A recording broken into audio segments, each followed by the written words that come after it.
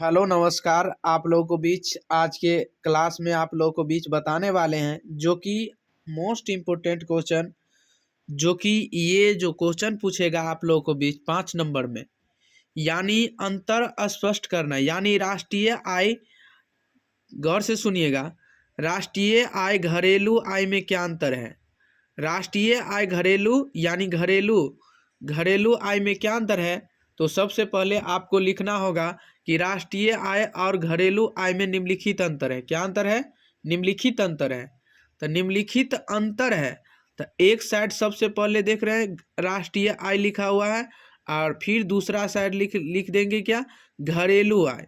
तो आप बताइए राष्ट्रीय आय का पहला पॉइंट क्या है? फर्स्ट पॉइंट क्या है? इसका संबंध यानी सार्वजनिक तथा निजी क्षेत्र की आय के प्रजनन से है। इसका यानी राष्ट्रीय आय का मतलब कर्तव्य है यानी फर्स्ट पॉइंट जो है कि इसका संबंध सार्वजनिक तथा निजी क्षेत्र की आय के प्रजनन से है। चलिए तो हम देखते हैं अब घरेलू आय में, किस में? घरेलू आय में, कुछ आय में देखते, घरेलू आय में। ठीक है, तो यह एक प्राप्ति की धारणा है, इसमें सार्वजनिक क्षेत्र की आय शामिल नहीं होता है। इसमें घरेलू वाला में जो है सार्वजनिक क्षेत्र की आय शामिल नहीं होता है। क्या होता है? सार्वजनिक शामिल नहीं होता है। ठीक है, चलिए अगला पॉइंट है आपका रहा कि दूसरा पॉइंट राष्ट्रीय आय में क्या है? राष्ट्रीय आय में दूसरा पॉइंट आपको रहा कि इसमें यानी हस्तांतरण आय शामिल नहीं है। इसमें हस्तांतरण आय शामिल नहीं है।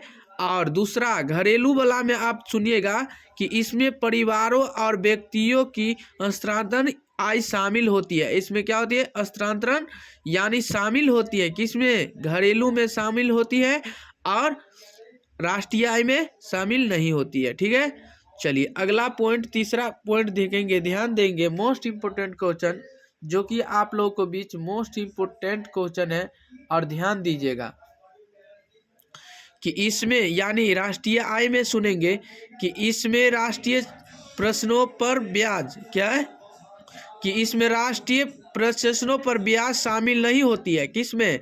राष्ट्रीय आय में शामिल नहीं होती है। और घरेलू में क्या होगा? इसमें राष्ट्रीय प्रश्नों पर ब्याज शामिल होता है। क्या होता है? घरेलू आय पर क्या होता है? शामिल होता है। और बताइए अगला नंबर आपको रहा कि राष्ट्रीय आय में 4 नंबर, इसमें निगम कर तथा निगम बचतें शामिल होती है। क्या होता है? इसमें निगम कर तथा निगम बचतें शामिल होती है। और इसमें क्या होता है? गौर फरमाइएगा कि आपको इसमें जो होगा कि इसमें ये दोनों यानी भुगतान शामिल नहीं होते। इसमें दोनों भुगतान शामिल नहीं होते हैं। उम्मीद करते हैं कि आप लोगों को बीच अच्छा तरीका से सीख गए होंगे। तो चलिए आज के लिए इतना ही, तब तक के लिए बने रहें। इससे अगले वीडियो में आप लोगों को भी जरूर फिर मिलेंगे। तब तक के लिए बने रहें। आज के लिए इतना ही।